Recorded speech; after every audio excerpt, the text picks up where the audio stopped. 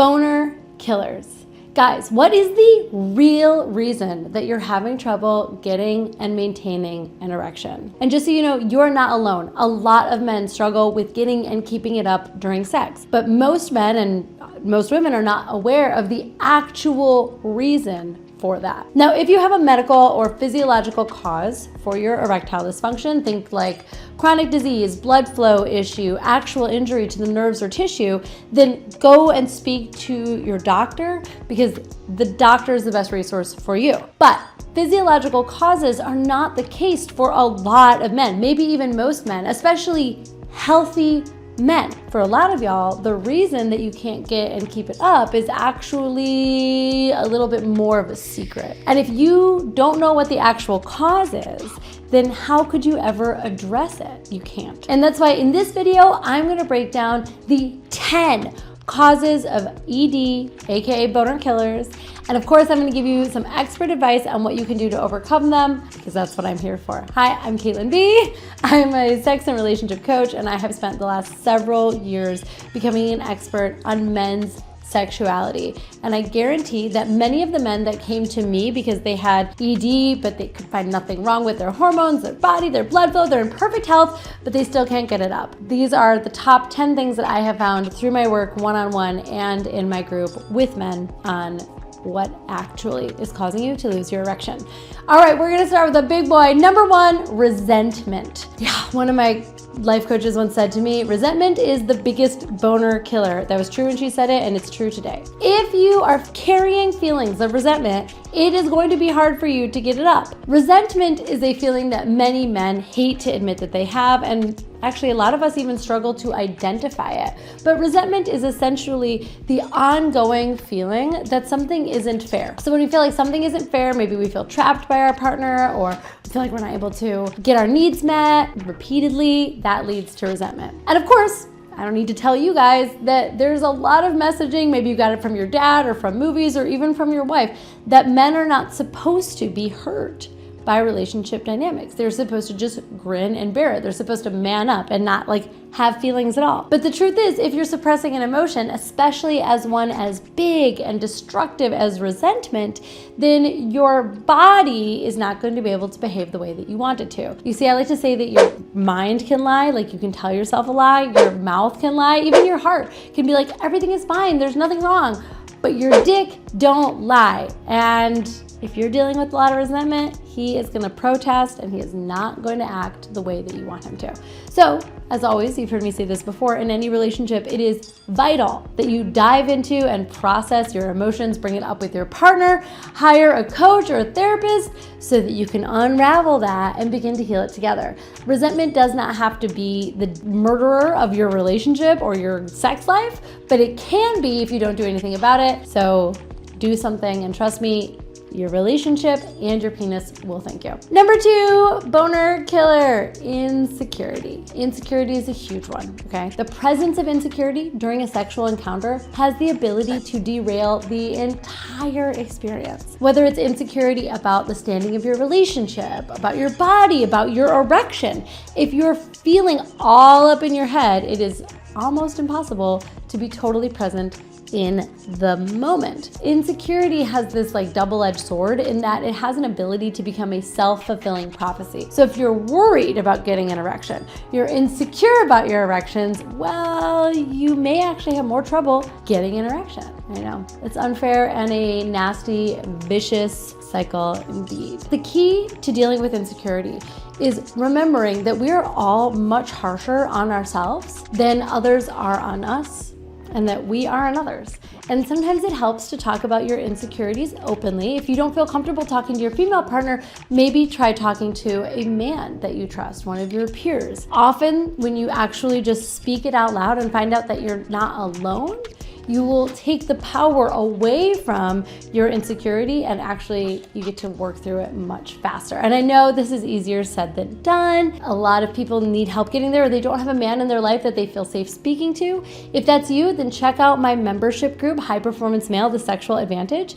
It has helped hundreds of men to overcome their insecurities, have more confidence in themselves, improve their relationships, improve their sex life, and it's a band of brothers that is there to support you in whatever you're dealing with. All right, number 3, your relationship to your penis. Consider for a moment, how do you feel about your penis? How do you feel about it? Like, just be honest with yourself. How do you feel about him? Do you wish that he was bigger?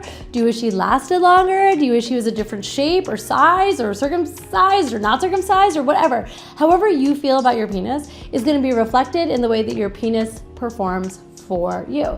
So if you're constantly comparing yourself to porn, if you're constantly seeing him as a source of shame, that is destructive. That is a surefire way to decrease your penis's ability to perform for you by like constantly cutting him down. I mean, imagine if he was your friend and you're just constantly cutting him down and telling him that he's not good enough. Like, do you think he's gonna get hard on command for you? Let me let you in on a little secret. Your penis is fucking great. Okay, almost all women surveyed are happy with their partner's penis. Almost all women say that their penis is big and or bigger than they actually need. It's a men's thing to feel like your penis is just not good enough. It's not her thing, it's your thing. And that should be good news to you, because that means that actually it's as simple as changing your mind, changing the way that you relate to your penis. It's entirely under your control. And I know you probably don't believe me when I say that women don't care as much as you care. I know that you can come up with exceptions. Probably there are women out there who do care. Act as if you believe it for right now. All right, number 4, suppressed emotions. Now, if you're feeling something, and it can be anything, but you're pushing it down, your body is going to bring it back up whether you like it or not. Now, these suppressed emotions could be related to your partner, but they actually don't have to be. We talked about resentment earlier, that's the biggest one, but all feelings, when they're not expressed, take a toll on our body. Even more so when we don't take the time to actually feel them, acknowledge them. And that is like grief, fear, rejection, disappointment. You lost someone close to you. You are afraid of losing your job. You are embarrassed because of your performance, whether that's in your relationship, with your kids, with your parents. Big feelings that are going on in your life that are not being expressed get in the way of your body's ability to perform. Not just that, but sex is an intimate and emotional act. And if you're pushing down your intimate and emotional feelings, it's very likely to affect your sex life. If you're not sure how to process your emotions, the easiest way to begin is just to feel them. And I know this feels kind of like, what do you mean? Of course I feel my emotions.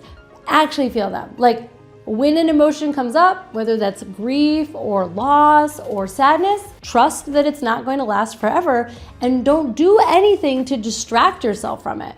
You know, so many of us, when we get this feeling, the first thing that we want to do is just turn towards anything, you know, have a drink of alcohol, go for a run, do anything other than feel it. Try just feeling it. And if that's too big for you, or if the feelings are so big, they're tied to traumatic events, then talk to a therapist. Even a coach can help you by creating a safe space, an environment for you to feel those feelings, to release those feelings, at a minimum just to acknowledge that they are there.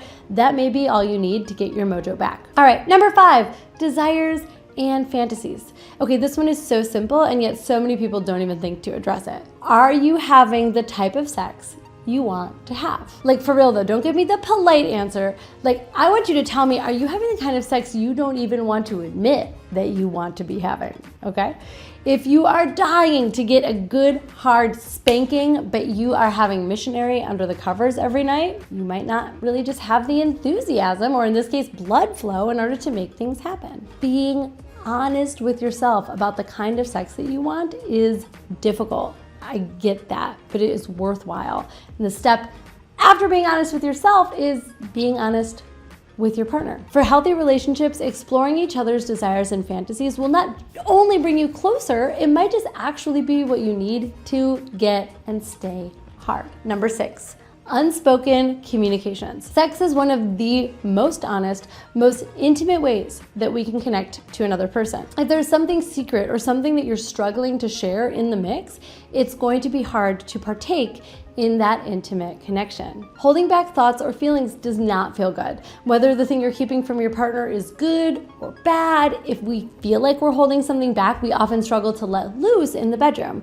This is true when we feel guilty about something, like maybe we did something that we are not very proud of, but we haven't said that to our partner yet. Notice that it's not the guilt itself, that's the suppressed emotion. It's actually the thing that we're not saying. Maybe we're mad at our partner because they did something and we're just building up that, oh, I gotta talk to them about that. It made me so angry, but I don't wanna say anything. Again, suppressed communication is suppressed connection. Your body's gonna have trouble getting hard and connecting if there's stuff that is on your chest that you need to get off first. Now, I believe that honesty is almost always the best policy.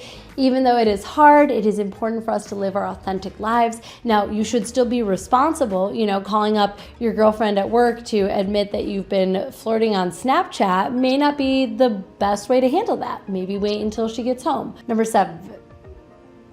This one ties really closely to the last one, and it is shame and guilt. Now, I want to make distinctions here because feelings of shame in particular are huge boner killers. You see, erections are associated with power and prowess, and shame and guilt are associated with a lack of power, a lack of strength, a lack of feeling good. I mean, shame is essentially what makes us want to curl up into a ball and hide in a shriveled up tiny little mess.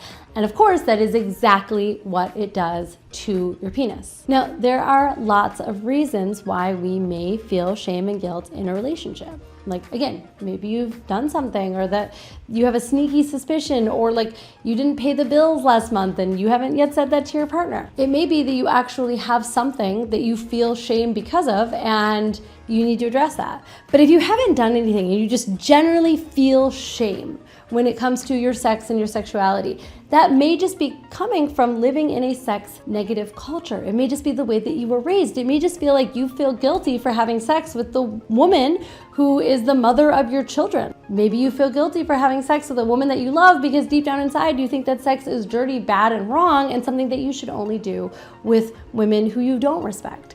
And if so, it is time for you to do that deep inner work to figure out what's going on for you and if it's working for you. I'm not here to tell you that the way that you were raised was right or wrong or anything along those lines.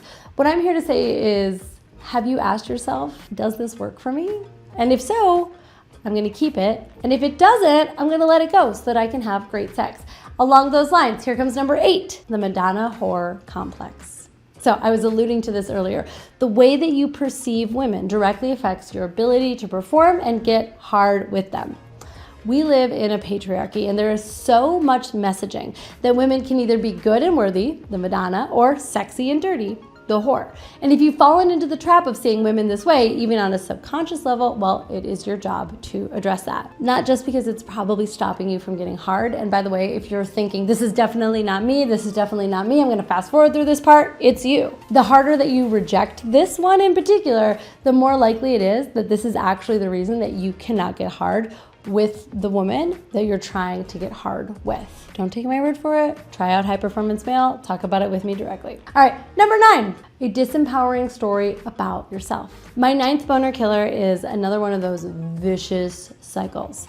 The story you tell yourself about yourself matters. If you are telling yourself that you are going to fail, that you're not going to be able to please a woman sexually, that you're not worth it, well, what do you think your body's going to do? It's going to make your story true. Addressing your mindset is critical to addressing your erectile dysfunction issues. This is one of possibly the most powerful tools that you can use, is just rewriting the story that you tell about yourself, and hopefully sharing that with other people who really have your back. And I mean peers, like men who are in your life who can support that new story and who can remind you and point out to you when you start falling into your old story again. All right, y'all, my 10th boner killer, I was going to share it, but it's a little bit too juicy for YouTube. So if you want the full 10th boner killer, apply to join High Performance Male. You get a whole month to determine if it's right for you. If you decide that it's not, you get your money back. No harm,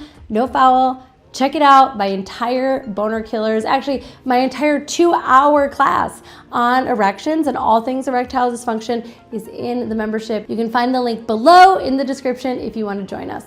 All right, I'm Caitlin V. Thank you, and I will see you here next time. Bye.